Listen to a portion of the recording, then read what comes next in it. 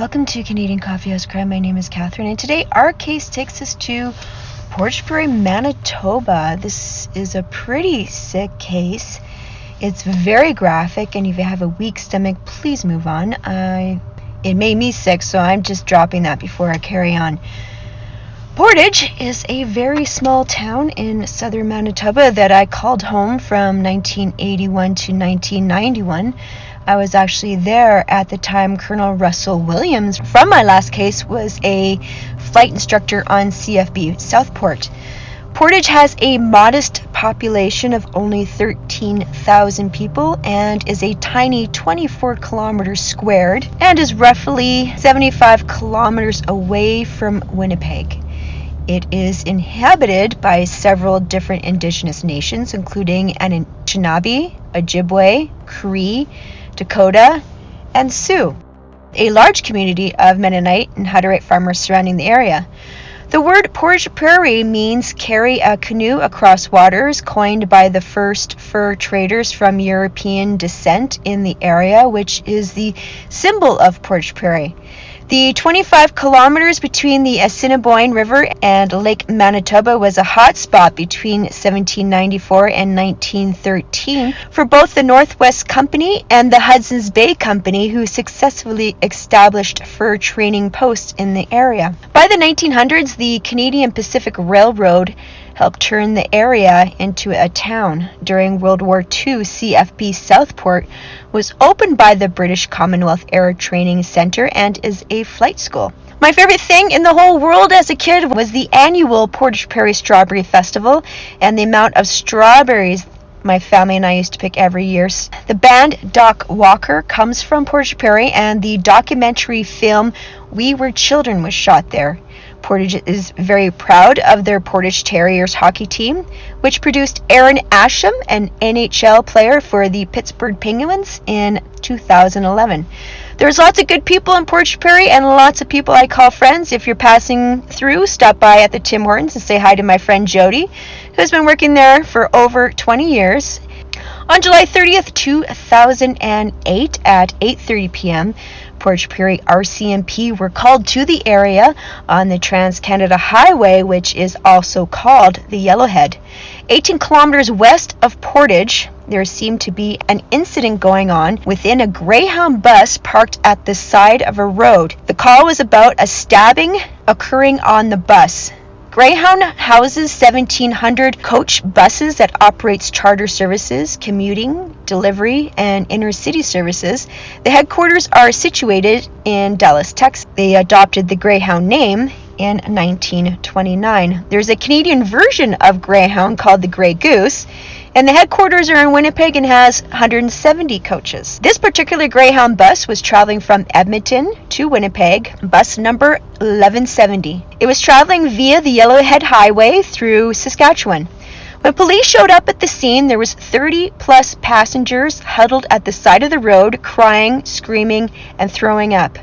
A trucker named Chris Alguire had pulled up behind the Greyhound and had stopped to inquire if any help was needed.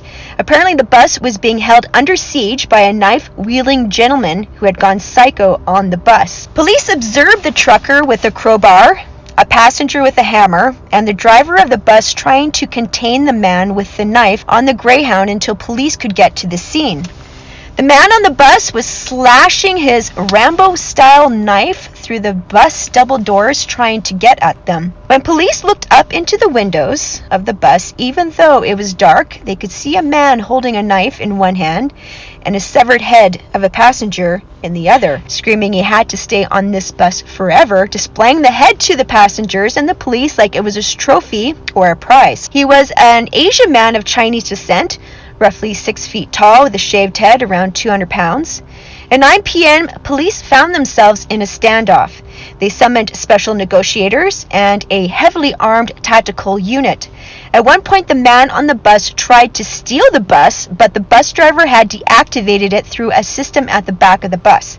Between 9 o'clock at night and until 1:30 in the morning, the police and passengers stood in horror and shock as the man continued to pace around the bus, dissect, and eat the body of another passenger for 5.5 hours. With a pair of scissors and a knife, he cut off the person's ear and put it in a plastic bag he had brought with him and put it in his pocket. He cut off his nose and his tongue, also putting them in plastic bags and putting them in his pockets. He had opened the chest cavity, taken out the lungs, heart, the liver, and the intestines and spread them around the bus. His eyes and a third of his heart had been eaten in front of the horrified passengers outside, licking the blood off his fingers with pride. He used the code word badger for this person. Witnesses were screaming and begging the police to shoot him and make it stop. At this point, the passengers were transferred to Brandon, Manitoba. They had to leave their clothes and luggage on the bus as evidence for the police. They were taken down for questioning. They were bought new clothes by Greyhound representatives, and they were sent home, where they arrived in Winnipeg the next day at 3:30 p.m. The man on July 31st at 1:30 in the morning broke a window on the bus and tried to escape from it. With the help of a K-9 police officer and being shot twice with a taser, he was able to be handcuffed and placed in the back of a police cruiser. Vincent Wei-Guan Lee was born April 30th, 1968, making him 40 years old at the time of the attack, in Dandong, China. He graduated at the Wuhan Institute of Technology with a Bachelor's of Computing. Between 1984 and 1998, he worked as a computer software engineer. He immigrated to Canada on June 11th, 2001, became a Canadian citizen on November 7th, 2006. He worked at a church at Grant Memorial in Winnipeg for 6 months to help support his wife Anna, who was a waitress. He also worked as a forklift operator. He went to Edmonton for employment at a McDonald's and a Walmart and left his wife in Winnipeg. He was fired from Walmart 4 weeks before the killing for arguing with an employee, but his employers always found him reliable. He showed no signs of anger issues, was hardworking, he was no trouble, but that he had social problems. He came off odd and would blurt out odd things in social situations, as he was an undiagnosed schizophrenic and he was not under any medication. He had asked for some time off from his driving job in Edmonton because he said he had an interview in Winnipeg. At 12:05 p.m., Lee boarded a bus in Edmonton with 3 pieces of luggage. It was an 18-hour bus ride to a place called Erickson, Manitoba, and instead of carrying on with his bus ride to Winnipeg, for some reason he decided to stay in Erickson overnight, and he slept on a bench by the general store. Him bolt right up with eyes flashed wide open and stared at the space for hours. He had recently purchased a knife from a Canadian Tire. He had started hearing the voice of God in 2004 when God told him to save people from an alien attack, and around this time he was involved in an altercation with the Ontario Provincial Police. He spent the day trying to sell his laptop. He had put a sign on his laptop and he said he was trying to sell it for $600. A 15-year-old walking by saw that this gentleman was selling a brand new laptop and offered him $60 for it, and the guy took the money. At 6:55 found bus number 1170 en route to Winnipeg after it made a scheduled stop coming from Edmonton to Erickson. When he first got on the bus, he sat near the front. He was quiet, kept to himself, and was wearing sunglasses. The bus made a stop in Brandon. Vincent got off the bus, had a cigarette with another passenger, and everything seemed okay. Sitting in the front of the bus this time, Vincent slowly walked to the back of the bus, eyeballing each and every single person on the bus as he walked to the back. The young man sitting in the row in front of the washroom was Tim McLean, and a couple of rows behind him was a mother and a couple of children. Tim Richard McLean Jr. was born October 3rd, 1985.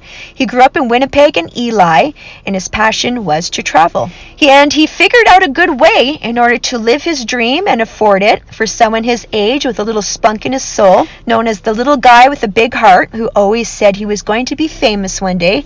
Unfortunately, not the way he anticipated. Tim became a carny. Tim was able to get himself a job with the Red River X in Winnipeg and traveled with the carnival city to city as a carnival barker for games. He was in Edmonton at the time working Klondike days. He was supposed to go to Regina to follow the carnival, but he decided to go home to Winnipeg as his son was about to be born in December, 5 months from that moment. Vincent looked at Tim and said, "If you need to sit, help yourself." And Vincent did. Tim didn't pay any more attention and fell asleep against the window. Noticed that something was wrong. He had a 2-liter bottle of iced tea and a roll of toilet paper, and he would put the toilet paper under his chin in the neck area every time he went to drink the iced tea. I don't know if maybe it kept him from spilling down his chin. All of a sudden, he started chanting in different languages. Vincent produced his knife and very swiftly started a frenzied attack on the sleeping 22-year-old. His first stab landed in Tim's neck, where witnesses heard a blood-curdling scream that sounded something like between a dog howling and a baby. People looked behind them and saw what was going on and started screaming, "Stop the bus, somebody's getting stabbed." Tim tried to jump over Vincent but landed in the hallway. The mother and the children climbed over seats to get past. Was 60 stabs into Tim at this point. The bus driver stopped the bus and people trampled each other to get out of the bus. At this point, Garnet Canton, ex-CER from the Red Force, who was sitting in front of Tim, saw Vincent starting to cut off Tim's head. This is when a trucker pulled over, when the Greyhound bus pulled over. Chris Alguire grabbed a crowbar and Garnet grabbed a hammer, and while the bus driver was dismantling the bus, they went on board the bus to try and stop Vincent. But Vincent just came at them, slashing with his knife with Tim's head in the other hand. They got off the bus and closed the bus doors, barricaded him in, and called the police. They said Vincent looked completely oblivious to the others around him, and he had a weird, calm demeanor that seemed to be robotic and disturbing. After police arrested Vincent, they boarded the bus to find body parts and blood everywhere. The body of Tim McLean Jr. had been dissected so badly that it took 24 hours to identify the body. And when the body was identified, there wasn't a single piece for the parents to say goodbye to, not even a hand to hold. While the body was being identified for 24 hours, Tim's mother, Carol Dedeli, saw the carnage on the TV while she was working at a senior's home, and she actually said grace with the other seniors to pray for the family of the deceased person, not knowing it was her son, and she was the family she was praying for. Vincent was taken to the hospital as he had injured himself on his hand during his attack, and he was remanded to the Portage Prairie RCMP station, and he was charged with second-degree murder. At the trial, the only thing he stated that he pleaded for someone to kill him. This trial started March 3rd, 2009, and he pleaded not guilty on the grounds of mental illness. He was informed that Canada does not execute, and he would not be killed. He said he accepted the charges against him and that he was hearing voices saying God wanted him to kill the demon beside him or he would be killed. Since it was a closed trial without hearing one statement from any witness or any family members, the judge made his ruling on the diagnosis of professional witnesses only, including psychiatrist Stanley Lieren, who studied Vincent but who never saw the scene. Judge John Schofield, with the disgust of family members and witnesses, although, accepted his plea of not guilty by mental illness and stated that Lee was not criminally responsible for the killing and he was remanded to the Selkirk Mental Health Center, a high-security mental health facility, for an indefinite period of time. He stated he knew what he was doing but did not know how to control himself. Prosecution's defense was that he had plastic bags in his pockets. He remembered every detail, brought a knife and scissors, meditated and pre-planned. That schizophrenics are usually victims, not usually the perpetrators, nor are they prone to cannibalism. He changed his name to Will Lee Baker and was fully released on May 8, 2015 into a halfway home, and in 2017 he was fully free. Timothy's mother says it doesn't matter if he's mentally ill or not. He should be locked up forever. He killed someone, and that's the bottom line. The 15-year-old who bought the laptop off of Vincent for $60 handed the laptop into police, and the police bought him a new laptop for being honest. In 2014, One of the first responders at the scene committed suicide due to PTSD. Family of Jim McLean sued Greyhound for $150,000. They buried their son in Winnipeg and are not happy police did not try to stop Vincent until he climbed out the window and was allowed to destroy Tim's body for 5.5 hours. 2 passengers of the bus tried to sue for $3 million in damages for being subjected to a beheading, but the charges were dropped. Chris Alguire, the trucker who stopped Vincent from getting out of the bus until the police arrived, had to quit his job due to PTSD. One passenger was a student that can't function for classes anymore. One witness said she has nightmares seeing Vincent standing in the middle of the road holding Tim's head. Greyhound canceled its slogan that states, "There's a reason you've never heard of bus rage." My name is Catherine. Thank you so much for joining me at Canadian Coffee House Crime, and I'll see you in the next case. There appears to be a 6-foot tall Asian male with short dark hair, black t-shirt, armed with a knife right now.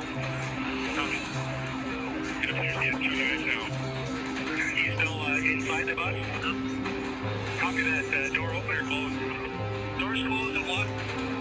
Badger is armed with a knife and a pair of scissors, and he's defiling the body at the front of the bus as we speak. We are recording. So, I'm on the Greyhound bus. I met up with Aaron. Yeah, there he is. Somewhere this summer. Like I said I would. I met up with him and he ended up there. Update him on what else down. How much money do you have? 5 or less. Okay, 1,200. From 1,200, we have a total of about $20 left.